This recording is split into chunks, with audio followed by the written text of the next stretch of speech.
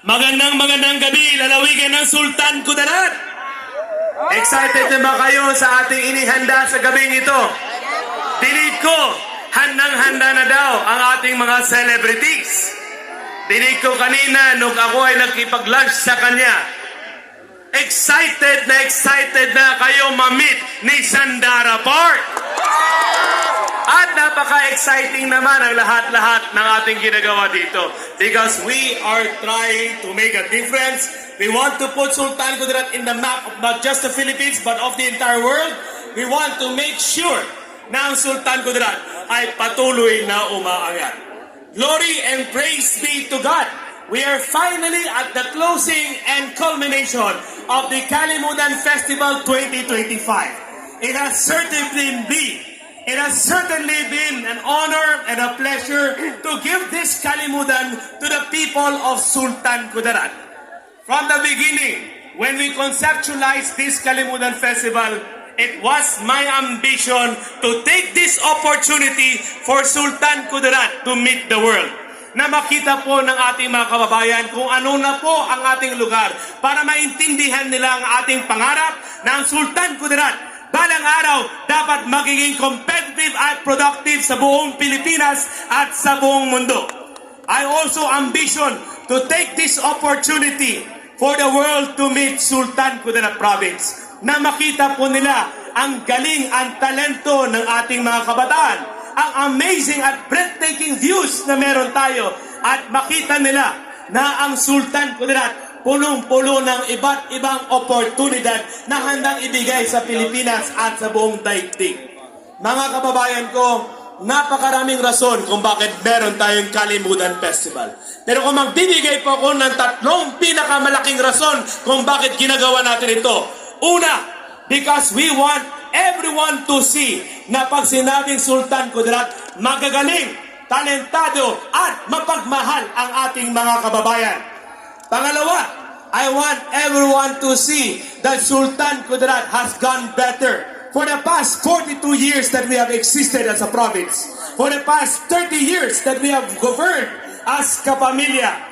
Pinapakita po natin ang serbisyong tapat at maasahan simula pa kay Governor Pax hanggang kay Governor Teng, hanggang sa inyong lingkod, pinagpapatuloy natin ang pag-angat ng ating lalawigan. At pangatlo, para makita natin at mapakita sa lahat na ang Sultan Kudarat ngayon ang ibang-iba na. At pinapakita po natin kung ano nga ba ang totoong SK Sikat Ka, kung ano nga bang ibig sabihin ng pagiging Sultan Kudarat. I take this opportunity na wasakin ang maling pananaw, na sirain ang mga misconception, that we destroy the stereotype. Ang sabi nila, mahirap ang Sultan Kudarat. Ang sabi nila, nakakatakot ang Sultan Kudarat.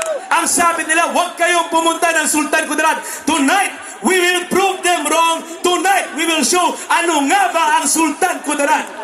Yan po ang ating advocacy.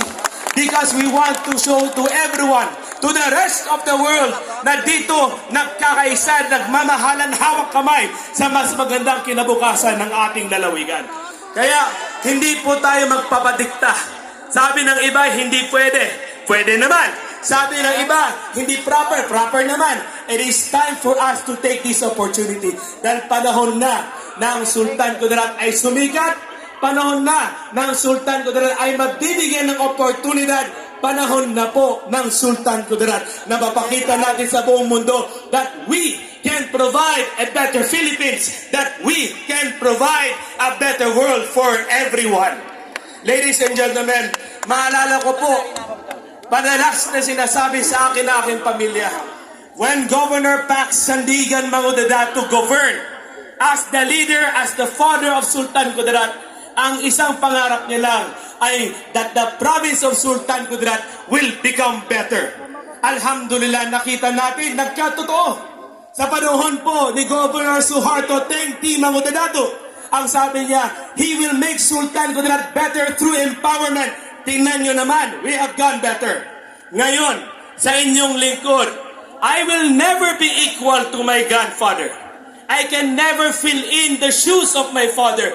But ang payo nilang dalawa sa akin, Payo na rin na aking minamahal na ina na kasama po natin dito na si Governor Mariam Sangki Maudadato. Dato, mahalin mo ang taong bayan, mahalin mo ang kapwa mo, mahalin mo ang Sultan Kudarat na walang hinihiling kapalit.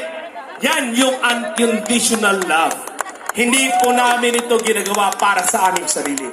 We did this because we want to provide every single one an opportunity and a chance to a better life. Ladies and gentlemen, hindi po ito kaya ng provincial government alone.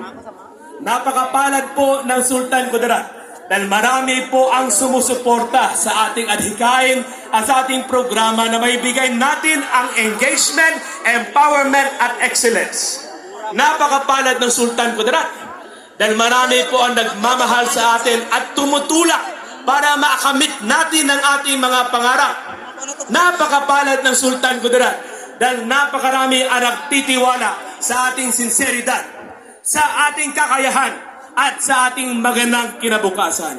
This Kalimudan Festival is impossible kung nag-iisa lang ang provincial government. Pasalamat tayo, may nagsumuporta, may nagmahal, at may nagtiwala ang ating mga partners, producers, at sponsors who gave everything to make sure that Sultan Kudarat is where we are today. It is because of the public-private partnership na nagagawa natin ito. It is because through our unity that we were able to prove na kaya naman pala. At it is because of this that we showcase to the entire world and the entire Philippines na pag sinabing Sultan Kudarat, iba talaga. Ngayon, as the father of the province of Sultan Kudarat, bilang ama, ang ninanais ko sa inyo ay simple lang. That you, as the people of Sultan Kudarat, deserve the best Sultan Kudarat that there can ever be. Dito sa Sultan Kudarat, nagagawa natin ang iba't ibang programa. Nagagawa natin ang iba't ibang programa na makatulong sa taong bayan dahil dito, ini-implement natin lahat. Walang ghost-ghost, walang substandard, walang kulang-kulang. As the father, we give everything that we can for the people. Pangalawa, lagi kong sinasabi, the people of Sultan Kudarat deserve the best and only the best, and we are trying to do the best. As a father, again, all I want is the best for my people. And lastly, as the father of Sultan Kudarat, all I want ay maging proud po ang ating mga kapamilya. That you will be proud, that you will promote Sultan Kudarat. Kaya ilabas niyo po ang inyong mga camera at cellphone.